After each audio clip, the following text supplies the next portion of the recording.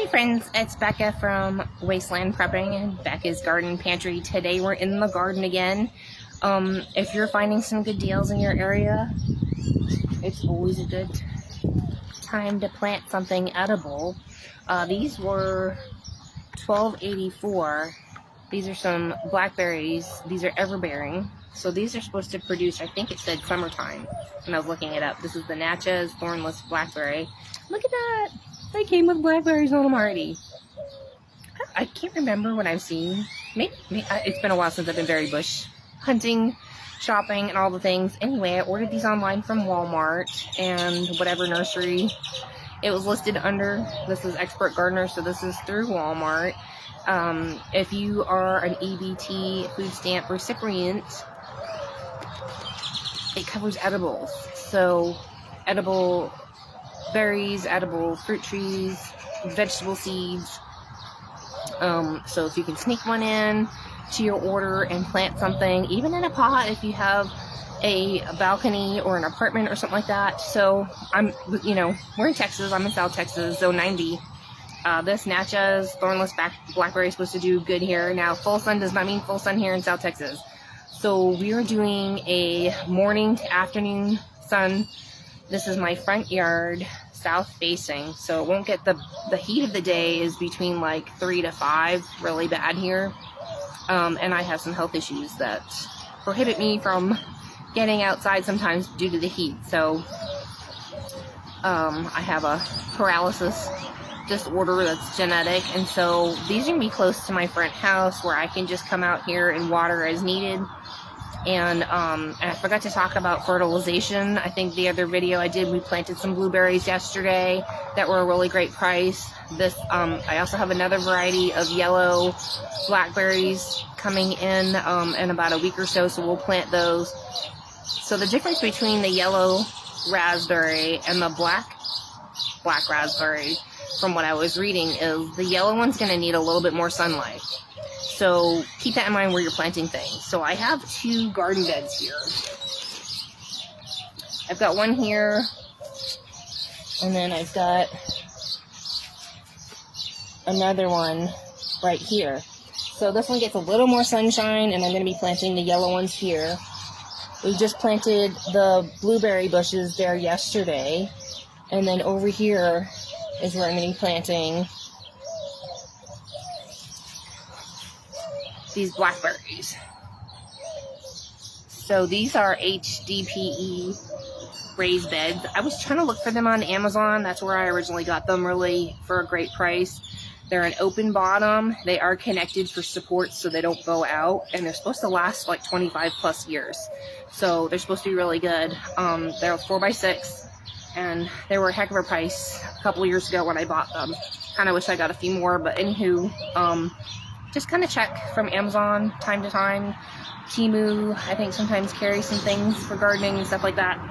So anywho, we're going to talk a little bit about, they need an acid mix, soil mix. So this was originally a mushroom bed, and it's been decomposing, spent mushrooms and things like that. The mushroom spores are kind of expensive to put in every single season outside, so I just felt like it was a better value for our money to go with some more perennials that will permanently be here in the dead, that we can have like a little berry lane here, come outside and pick some berries. Prices of everything keeps going up, and we're not just in a recession. I do believe we are headed for a depression. So victory gardens are a great way to go. Start one with a friend if they have a little bit of space. I don't have much land. We're on 1/10 of an acre, and we plant quite a few things here.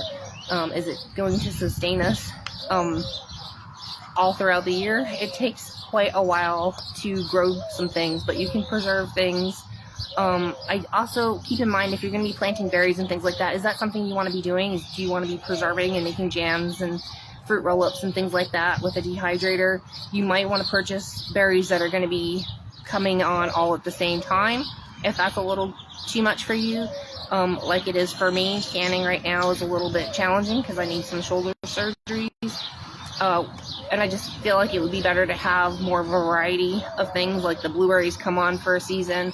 These will come on mid to late summer. The yellow raspberries are going to come on more September to October. So we'll have like a steady supply of berries that I won't necessarily have to preserve. And if I wanted to, I could freeze them and preserve them later. Because we also have some fig trees that are doing really well this season. And I'm hoping to get some nice fig jam. Well, you know, sometimes it's nice to just have like little snackies that you're coming out and picking a little bit each day. It kind of keeps your morale up about seeing things growing and picking some fresh things. So we're going to be, these are 4x6 beds. We're going to be planting 2. We're going to be planting 1 and 2. That is the max that I'm going to put here, because these are going to make more berries. And I'm not sure where we would put them if we have the space.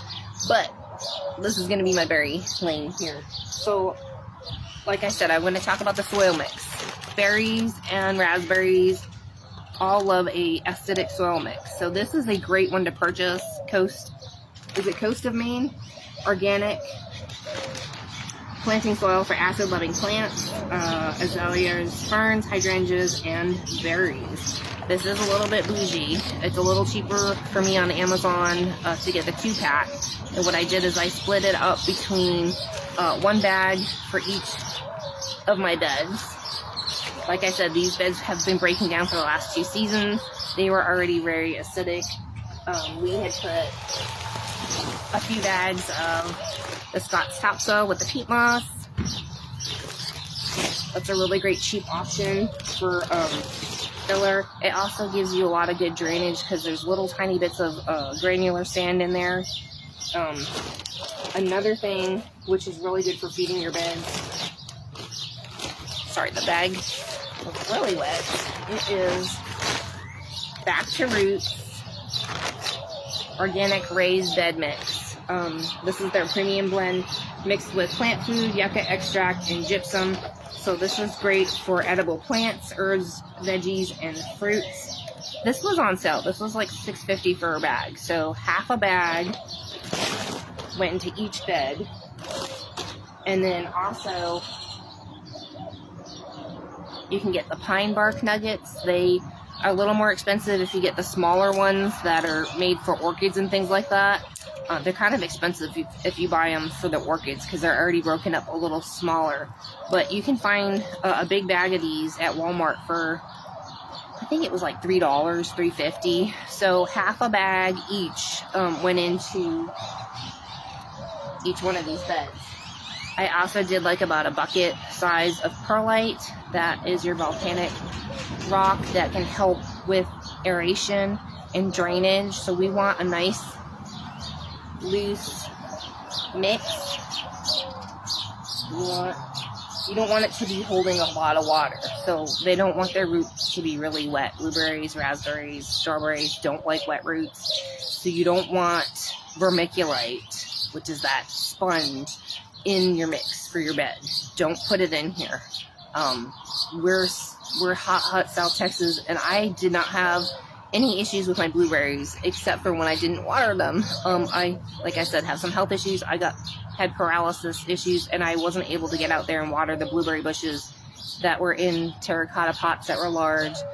And also they were on like a concrete cement patio, so it was just a little too much sun back there all day in the afternoon, and ours actually had passed away, our blueberry bushes. I had a peach sorbet and a blueberry sunshine. They were doing really great up until the point where I just couldn't get out there and water them. So that's why we went with that variety. It was on sale this season, and well, it was a good price. Everything else was really expensive. So if you're looking around and things are super expensive, go for the cheaper variety. Check your zone, make sure it grows in your zone. So this Natchez grows in our zone. There was a couple other varieties. They had already sold out, and I kind of didn't, hubby said, get at least 2, so that's what I did. So, we talked about the soil mix. I'm going to talk about so there's some non-organic liquid fertilizers for berries and berry bushes and blueberries and stuff like that. You can buy that. You can buy whatever you want to use. I do like the Job's. Is this Job's? No, this is Epsoma. So this is Epsoma Berry Tone. A lot of times it goes on sale at the end of the season, and that's when I get some. So I was looking for this the other day. So I actually have a couple bags of this. It says to plant a cup per foot of berry bush and things like that. I don't quite have, this is not a foot. This is more like half a foot. So I'm half a cup or less to get started, because they already have some granules in here for fertilizer. So I'm just going to probably do about 3 tablespoons, a quarter of a cup, just to get them started. I forgot to do that for the blueberries yesterday. So that's what we're going to do. We're going to plant these and just add about a couple of tablespoons of the berry sugar. So these are supposed to be thornless. There's something also that's an organic liquid fertilizer for fruit and berries. It's called Fruit and Bloom Booster. It's a liquid.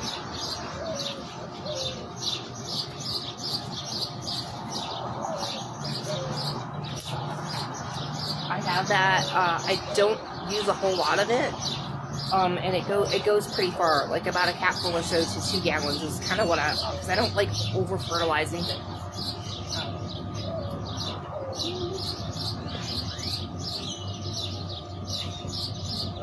And we're just going to break up the roots a little bit. You don't want things to be root down.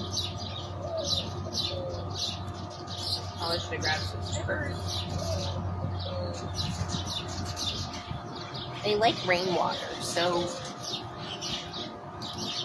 they're acid-loving plants like rainwater. I don't know about the raspberries, but blueberries will really love adding like a tablespoon of white vinegar to 2 gallons of tap water. Let it sit out for 24 hours before watering, and that gives you a lower pH that the blueberries really like. I'm just gonna loosen these guys up. Which way you want to go?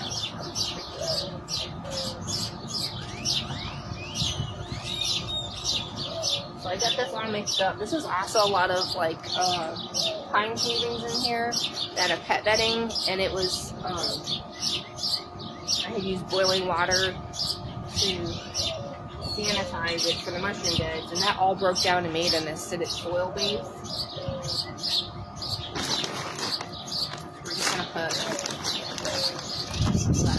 quarter cup.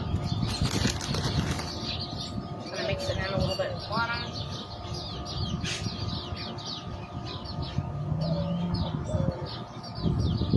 And then just plant it level with the top of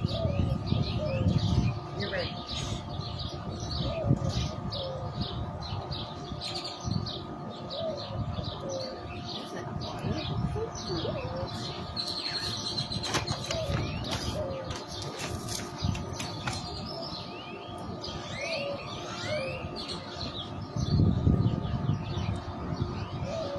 The pine bark helps aerate this too, and it breaks down and helps make a really good acidic soil.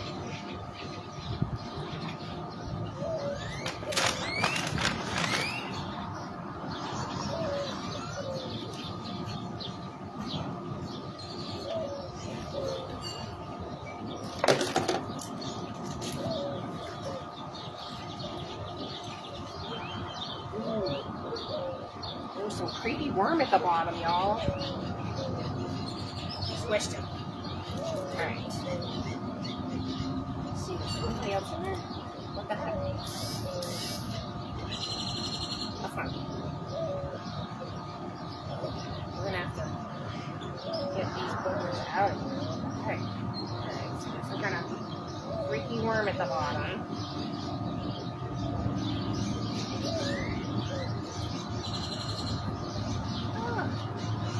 I'm just checking. I squished it. Anybody else in there?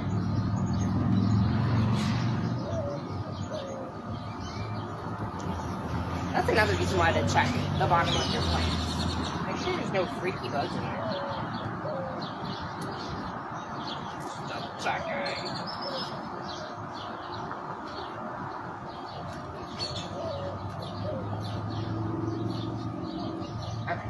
don't see any beds here. Alright, which way do you want to go? This way?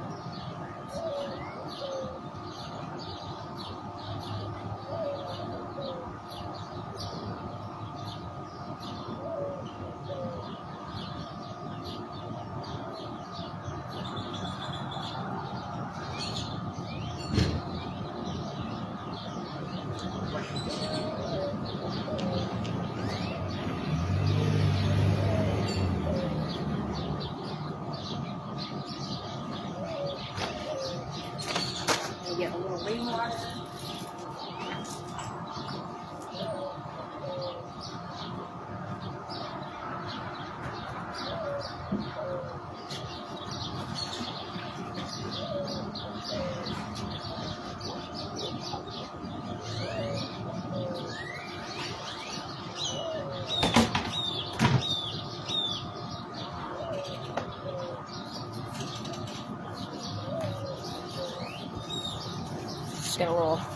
Got a little barrel by the front that's got some rainwater. I'm just gonna water around.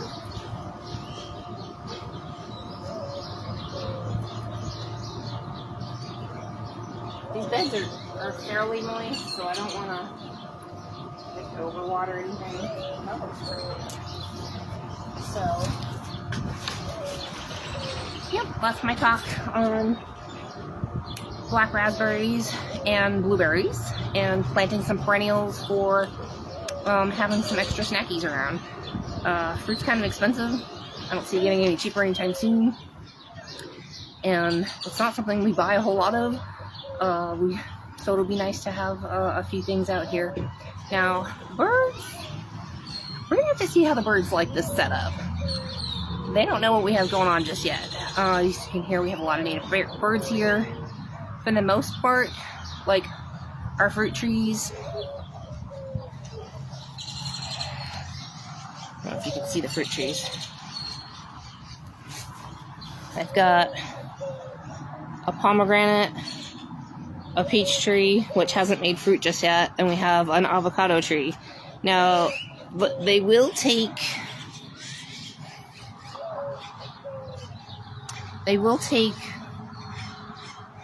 some pomegranates. They'll peck at them, but we get like over 100 pomegranates on that tree, so sacrificing 10-15 pomegranates is not a big thing. So I don't hang anything in that tree. We get plenty of pomegranates.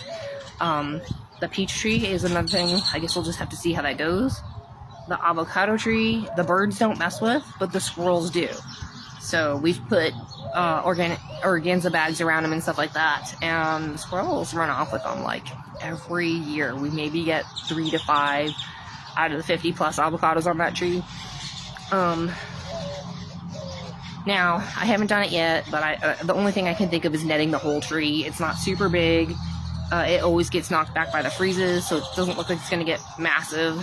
Those tents that are screen tents to hang out and play in might be an option, so that like when the fruit is looking like it's going to start to ripen up, pop the tent over it, and because they need to ripen on the tree. The avocados have to ripen on the tree. They won't ripen up on the counter.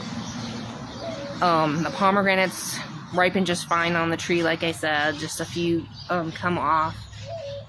But the avocado trees hit pretty hard every year with squirrels. So we got to figure out something.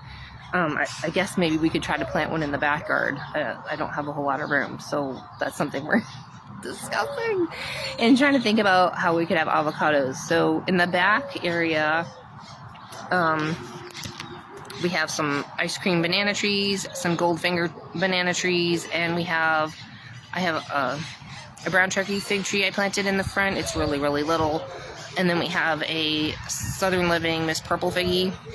As it's starting to rain. Yay! That's really big. We get a lot of fruit, so we did used to net that to try to keep the birds out of it. But we have a lot of lizards, and turns out the lizards love figs. So one season we didn't get many figs because the lizards we've been in a very bad drought down here. So super thankful for any of the rain that we're getting this season. Our town is actually running out of water. So you're like, why are you planting? Because I'm planting because we use at least 3,000 gallons. We have rain catchment of 2,000 gallons. We would like some more rain catchment. And that rain catchment is enough to usually help sustain us and the garden. And I already plant these 2 front beds. So I'm always keeping kind of something in the front, and it helps water our foundation so we don't have cracking with our foundation. So that was another reason why I put raised beds right here at the front, was to help. We also have the roof drip line right here.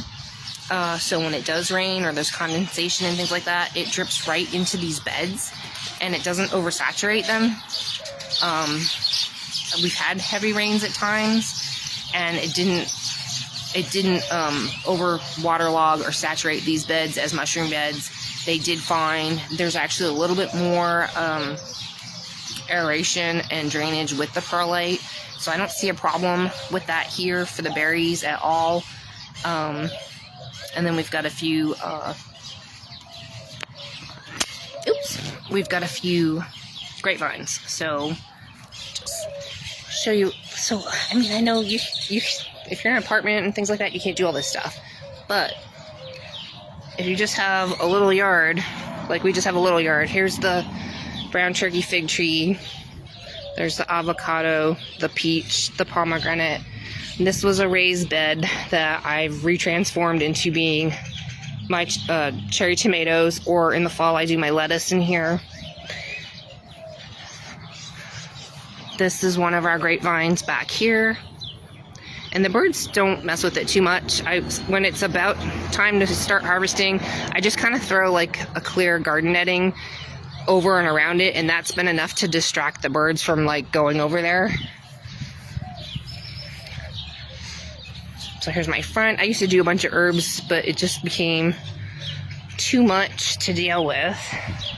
Here's our other thornless Thompson grapevine. So we're going to figure out a way to trellis it along here because it gets full sun all day long. This way, and there's already some grapes on there. There's the city water Nazis, seeing if anybody's watering. It's raining, I'm not watering. So anyway, we've got some things going on back here, just some flowers, some salvia, white rose of Sharon. This is the Vitex. There's our ice cream banana trees. This is our gray water, so whenever I do laundry, which I just did today, it waters our banana trees. We have a little sitting area here with a pergola, a hoop house to keep the birds out, which we have some corn and some beets and dandelion greens inside here, and some seedlings that I started so the birds won't mess with them. But I did notice there's things that the birds don't mess with a lot, like now that we cut down our other trees. They don't mess with my bell peppers. They don't mess with like broccoli out here too much, or cauliflower this season. Green beans they don't even mess with at all. Here's some like snap peas that I got started. And this is a huge purple Miss Figgy. There's some of our rain catchment, but we have tons and tons of figs on. So I'm going to probably be able to make fig jam for the first time. Usually we just only get like 5 or 6 a day to just kind of snack on, and never really enough to make jam. So this season it's really loaded. So here's our Goldfinger banana trees, a Meyer lemon. I have moringa, which is a really good natural vitamin. We're going to be growing some cucumbers and loofah up here in a raised bed. Now, I haven't seen too many people. We had this in the ground before. It was kind of a hot mess by the fence, so we decided to put it in the raised bed here. And it's been really great to have asparagus as a perennial. It dies back in the fall, and this area doesn't get any sun in the late fall, so we don't have to worry about it needing any sun. And it just kind of creates a little cozy nook back here with the little pool, a few plants, and sitting area. I've got some banana peppers, tomatoes, serrano. I gotta check what's going on with my green beans here. Not looking so good on that one. Pineapple. Like, y'all, I'm a tenth of an acre. I don't have land for much of anything back here. But we've been amending our soil, clay soil, for the last 10 years. We just harvested like 2 big rows, 2 sets of onions, tons of onions I've got. We planted okra. We're planting some heirloom watermelons, some heirloom Seminole pumpkin and Cherokee tan pumpkins. We've got goji berries. I've got 1 goji berry. The birds haven't figured this out either. I think because there's some thorns on here, they don't come over here and mess with them. So I want to start another purple goji berry. We've got some rain catchment here that will go straight into a subsurface irrigation pipe.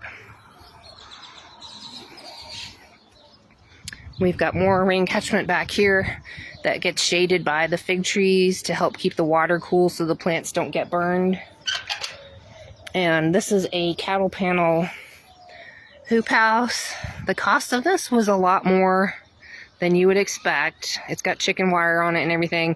Half of it was actually our chicken coop that we had when we had chickens. We've connected it. It's actually cheaper to buy this domed chicken coop run from Amazon and steady it up and share it up with some cattle panels and some extra conduit pipes that we bought, EMT conduit pipes to help shore it up. This thing has withstood 80 mile an hour winds back here, and it didn't budge, and it's got stainless steel zip ties to the top of the cinder blocks. So anywho, this is some yellow beets back here that had a late start, and we've just got some tomato plants that had some worm issues, so I trimmed it all up, and there was some other kind of bug that looked like it was starting to give it like some kind of virus or something like that, so we trimmed them up real good. We've got a couple of varieties here. It's patio tomato. This one I've never grown before. It's red deuce. There's some real big ones on here, like the size of my hand. Red snapper usually does good, and it's kind of almost like a beefsteak size, which didn't quite get as big as it should, so I need to probably fertilize. These do really good. This is the Phoenix. Oh, he's planted some mini Minnesota midget cantaloupes in here. More Phoenix. Better Boys usually do really, really good. That's a hybrid.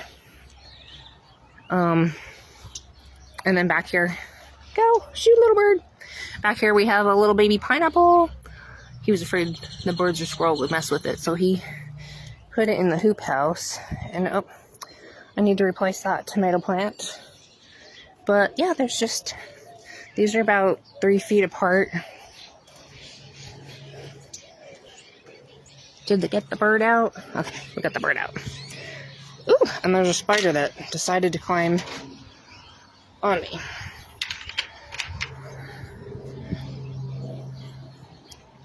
So like I said, nobody has to go plant a huge garden, but if you've got a friend with a little bit of land, you guys could do a victory garden together and till it up and get some things going, and work together. Oh, we've also got, this came up from seed. We'll see how it does. I think it's a strawberry papaya tree. Started the seeds last year, and this one didn't germinate till this year, so we put it in the pot. So that's what we have going on here. Just trying to be a little bit more sustainable, a little bit more resilient, and make the best of our little bit of space. Now, we've been working at this for 10 years. My garden looked ghetto as ass from the very beginning. Do whatever you can to get free stuff, and do what you can to flip some stuff so that you can get the stuff you need. That's a little tour. I know my friend Nora. Hi, Nora. She wanted to see the garden. Her and John had moved away. They're in another state. They wanted to see what the garden was like, so I'll probably send this video to her to share what's growing in the garden, what we're up to here, what we've been working on. This is the best our garden's ever looked, so super proud of all the hard work we put in. Would I start a garden now? Oh man, prices are high on so much garden stuff, y'all. The best way to start a garden is in the ground, wherever you're at, and try to amend the soil as best you can.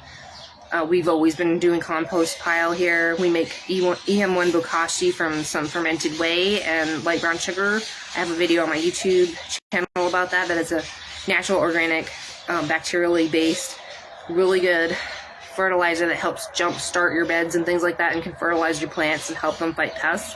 So I did put that in the garden beds before I planted. So I did the bokashi. It just rained, so they're all set up real good. I just do need to plant a little bit of fertilizer for the blueberries. I didn't want to over fertilize. I wanted to make sure I double checked how much I'm supposed to put in. So about 1/4 of a cup, because they're still little. And yeah, you know, you don't have to over fertilize a bunch of stuff. We have worm beds. I forgot to show you. We've got 2 vermicomposter sets back there. Really easy to have worms. Like, the initial setup is $20. If you can get a free tub, even better. I don't know what happened to free tubs. We don't have any. And in our area, they all want $300 to $800 for a tub. So if I ever find one, I would love one. But because that is free fertilizer. You throw all your scraps, grass clippings, leaves. You can make awesome fertilizer for dirt cheap. All you need is some worms and a place to keep them.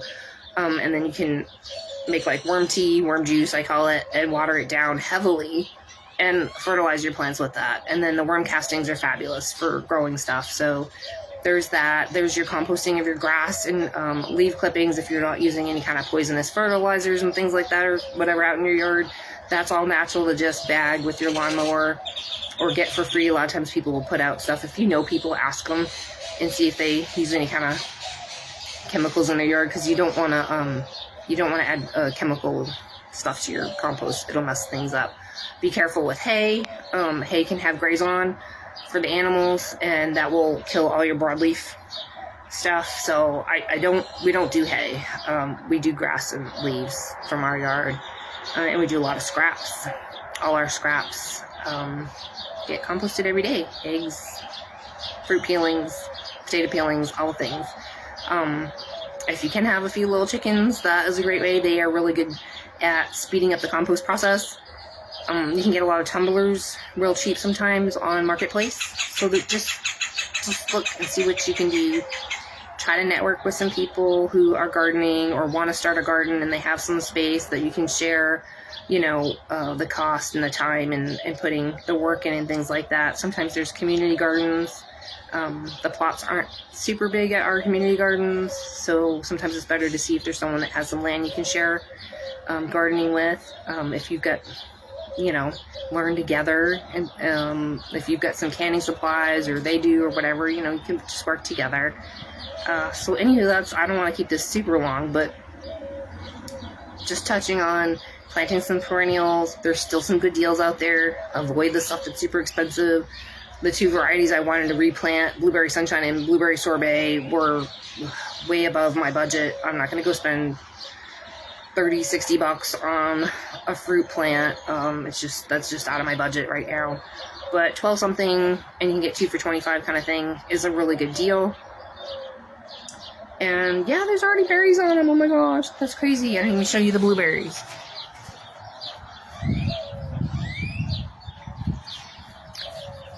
So surprised they came with berries on them. There's blueberries on them already. My husband's like, did they peck off the things? I was like, no, they make a flower, and then they make this little blueberry bulb, and then it turns into that, and then it'll get a little bigger, and then it ripens up. So some of these fell off because they fell off in the box. They fell off in the box. So the birds haven't figured out we got these here yet. And there's the berries. That's crazy. So, super excited about that.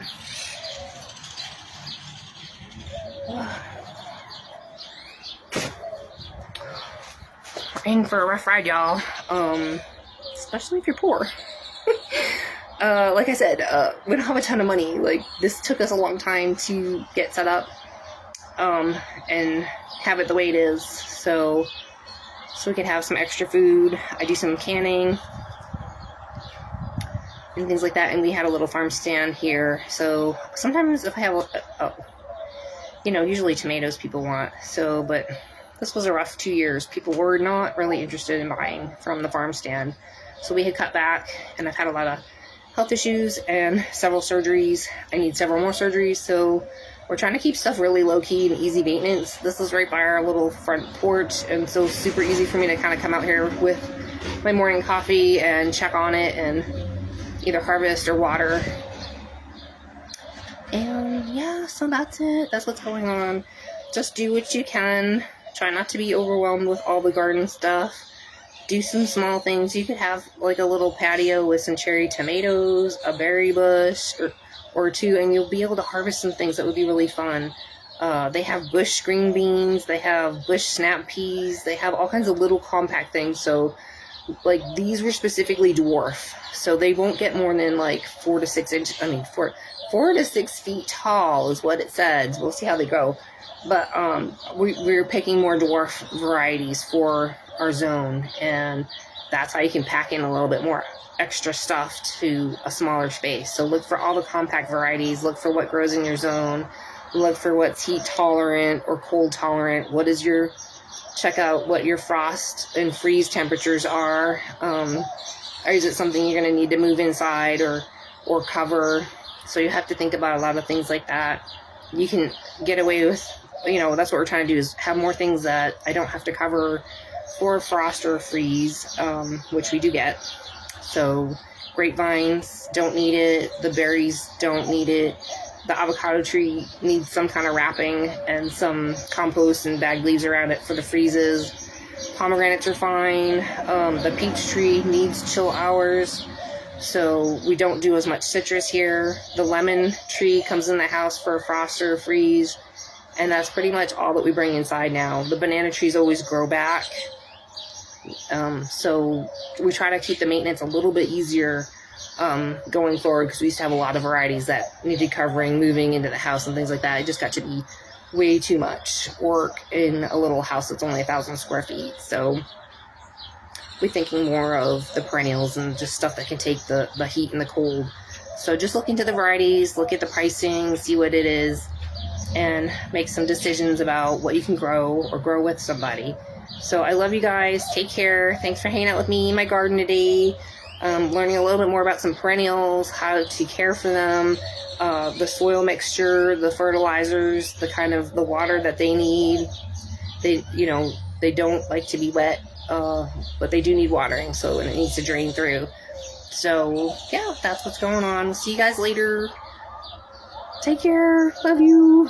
See you in the next video.